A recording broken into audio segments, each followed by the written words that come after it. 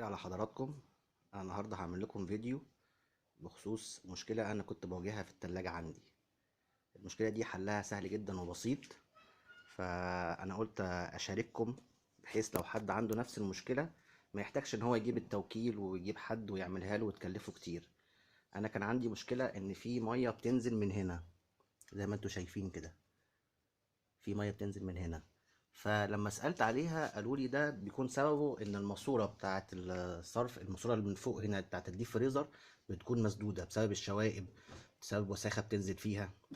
فانا النهارده هوريكم ازاي احنا نقدر ننضفها. طبعا احنا بعد ما بنشيل فيشه التلاجة وبنفضي كل اللي فيها، الاول بنسيبها طبعا ساعتين. بعد ما نطفيها من الكهرباء نسيبها ساعتين بحيث التلج اللي فيها يسيح. وبعد كده هتلاقوا هوريكم الماسورة او الخرطوم اللي بتاع الصرف موجود فين بالظبط. هو الخرطوم اهو، هو ده بيبقى نازل كده اهو، هو ده. بس الخرطوم ده بيبقى متركب هنا اهو في ديت، بيبقى متركب ونازل على الطبق اللي هو البلاستيك اللي من تحت. بس طبعا انا شلته وقلت خليه، يعني حضرتك لما تيجي تنضفوا الخرطوم ما تسيبوهوش جوه، طلعوهم كده من الكليبسه بتاعته وحطوه في طبق زي دوت عشان الميه لما تنزل ما تغرقش الدنيا. دلوقتي انا هوريكم هعمل ايه بالظبط عشان انضف الخرطوم دوت. طبعا احنا هنشيل الحاجات دي كلها، هنشيل الرف ده اهو، نشيل الرف اللي فوق كمان. وعشان نجرب برضو نتأكد قبل ما نفك اي حاجة، نتأكد ان الخرطوم مسدود، احنا هندلق مية سخنة هنا. لو الخرطوم مش مسدود هتنزل من ورا عادي، لكن لو مسدود هتنزل من تحت هنا اهو.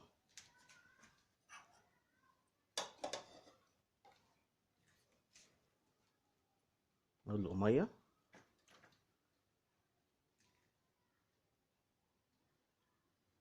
شايفين المية بدأت تنزل ازاي من تحت؟ شايفين؟ ندلق شوية كمان تانيين.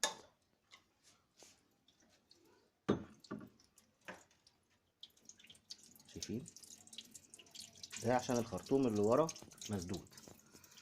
دلوقتي هنفك الظهر اللي ورا دوت. طبعا انا فاكك المسامير عشان ما اطولش عليكم في الفيديو. في هنا 4 مسامير، ادي 1 2 3 4، بنفكهم.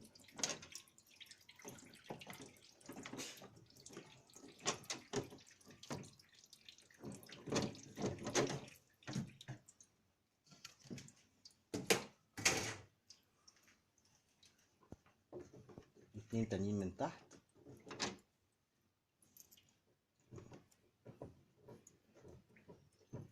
طبعا هم انا فاككهم بس عشان ما اطولش عليكم بس في الفيديو.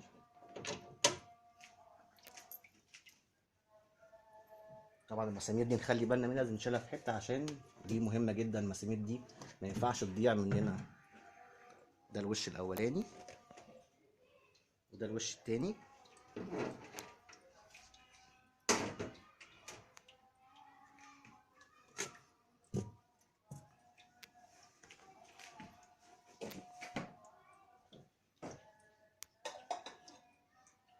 بنجيب الميه السخنه وندلقها على المواسير من ورا كده، وما تخافوش مش هتعمل حاجه يعني في التلاجة.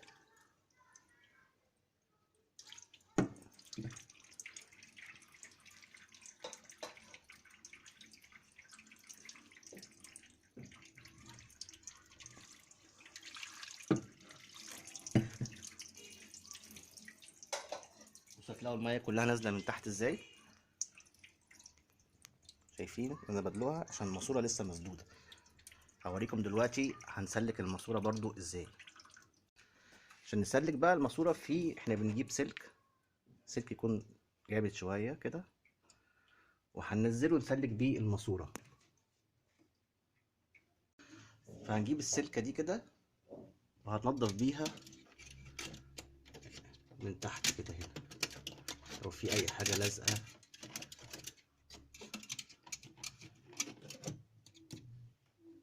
كده بقى هنجيب الميه السخنه ونطلق.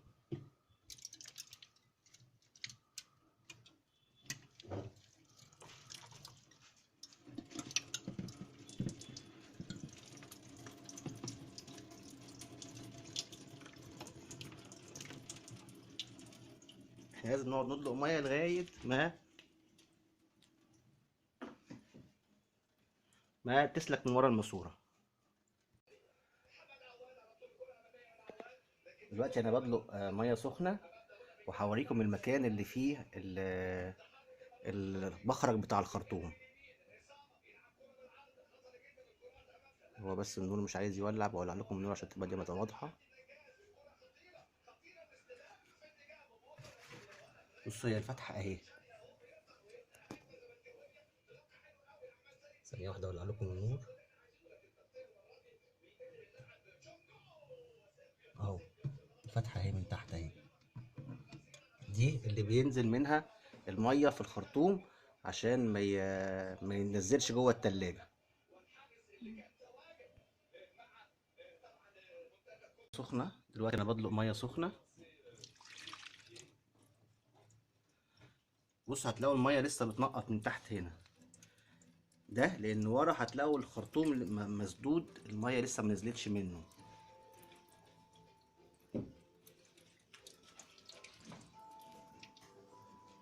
بصوا الميه نازله من تحت ازاي.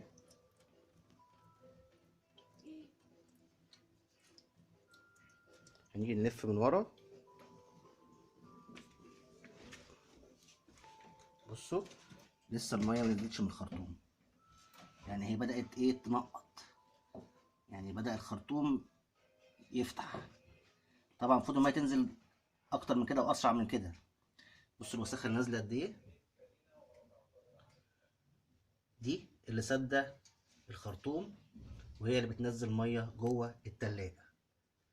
هنقعد نحط ميه سخنه لغايه ما نسلك الخرطوم تماما. احنا هنقعد ندلق ميه سخنه لغايه ما نلاقي الخرطوم ده بينزل الميه بالكامل وشغال زي الفل. وعلى فكره كل ما هنحط ميه سخنه وكل ما الخرطوم هيسلك، كل ما الميه اللي تحت هتقل. يعني انا هدلق ميه دلوقتي وهوريكم هتبقى الميه اقل شويه من الاول.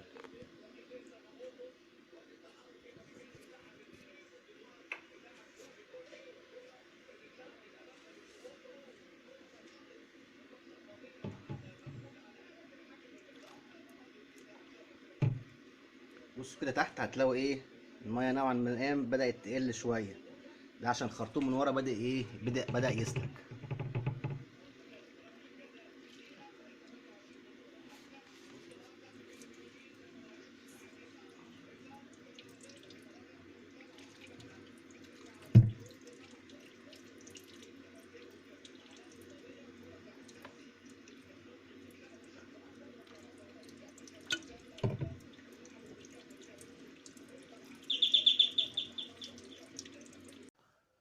احنا لسه بدلق ميه سخنه، لان هي بقالها فتره كبيره ما الماسوره ديت ما نطفتش.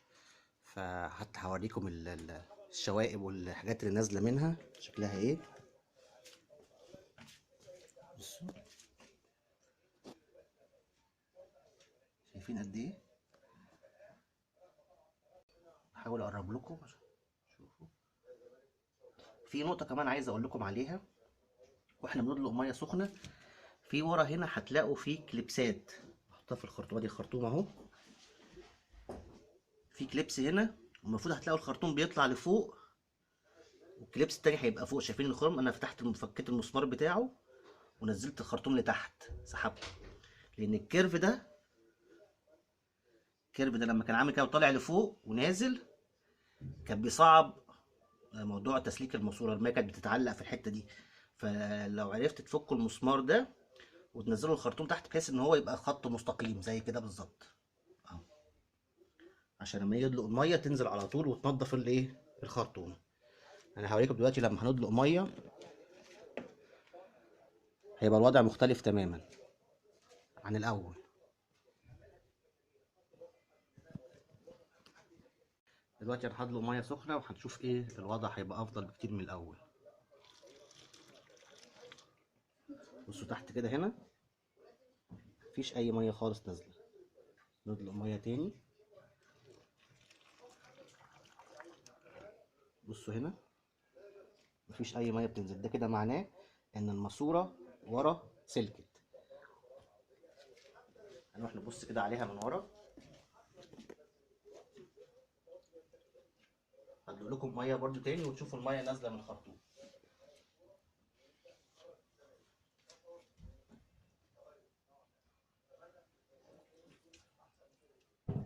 شايفين الميه نازله ازاي بالخرطوم؟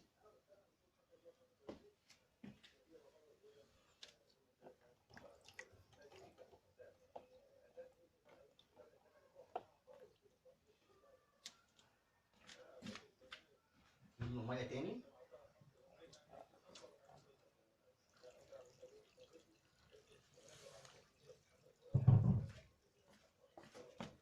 شايفين الموضوع مختلف ازاي عن الاول خالص؟ الاول ما كانش بينزل خالص ميه.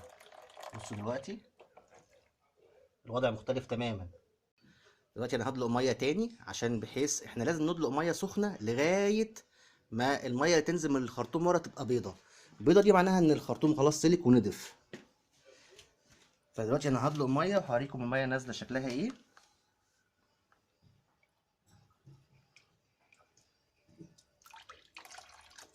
بصوا الميه ازاي نضيفه، شايفين نضيفه ازاي؟ كده الخرطوم ايه، سلك تماما. وحتى قدام هتلاقوا مفيش ميه بتنقط من قدام من تحت. دلوقتي انا هركب المسمار، هوريكم مكانه هو فين، كان فين. ده لما تيجوا تدلقوا ميه تفكوه وتحاولوا تفردوا الخرطوم عشان الميه تنزل على طول كده اهو، خط مستقيم. هو المسمار كان متركب هنا، هنركبه وكده هوريكم مكانه فين وازاي تفكوه. انا كده ركبت الخرطوم. طبعا انا ركبته عشان بس ما اطولش عليكم في الفيديو، هوريكم انا ركبته ازاي. هو الخرطوم اهو. انا حتى سبتها زي ما هي، ما رضيتش اربطها فوق هنا بحيث ان الخرطوم ما يبقاش عامل كيرف. بصوا في خرم هنا وهنا جوه، ده بتاع المسمار اللي هو بيتعلق منه الخرطوم.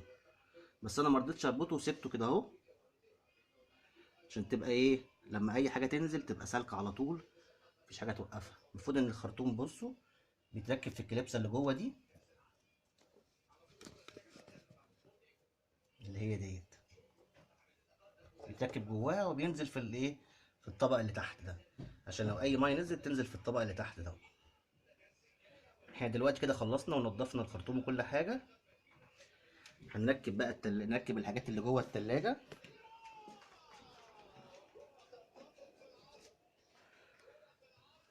هنركب الوش الظهر دوت كل حاجه، هوريكم ازاي بيتركب وكل شيء. ده اول وش هنركبه، هو بيتركب ورا هنا كده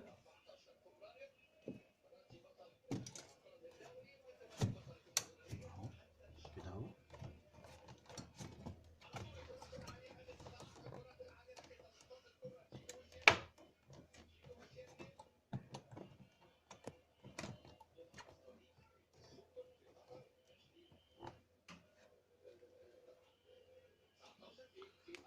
بعد كده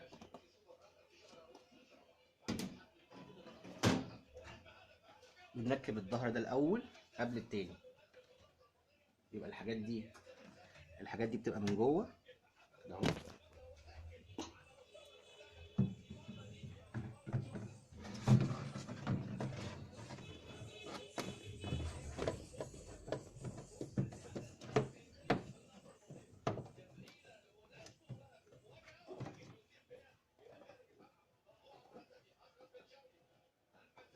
وقبل ما نركب حاجه تاني بنربط المسامير ديت الاول تحت.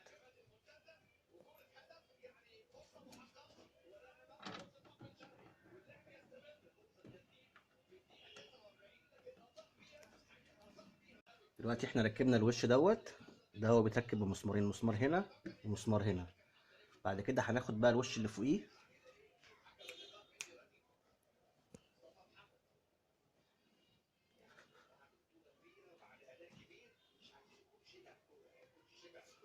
ده الوش التاني بيتحط من فوق، حط كده وبيتربط برضو المسمارين. هربط المسمارين وهوريكم الشكل بتاعه النهائي. كده احنا ربطنا الحته اللي في الظهر، ادي المسمارين بتوعهم. تربطه وتربطه كويس. هنركب بقى الادراج.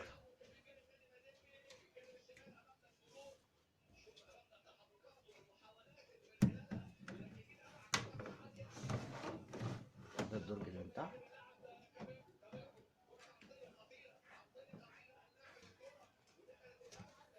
ده الدرج التاني. كده تبقى التلاجة جاهزة للتشغيل. يا رب يكون الفيديو دوت فاتكم ويوفر لكم، بدل ما تجيبوا توكيل تجيبوا اي حد يشتغل ويدفعكم فلوس كتيرة. الموضوع سهل جدا وبسيط، ممكن ياخد وقت شوية، ممكن ياخد مجهود، بس هيبقى اوفر لكم وهتبقى حاجة ممكن انتوا كل فترة تعملوها. يا رب يكون الفيديو عجبكم، ويا ريت لو تعملوا لايك وشير وتسجيل، واتشرفت بيكم.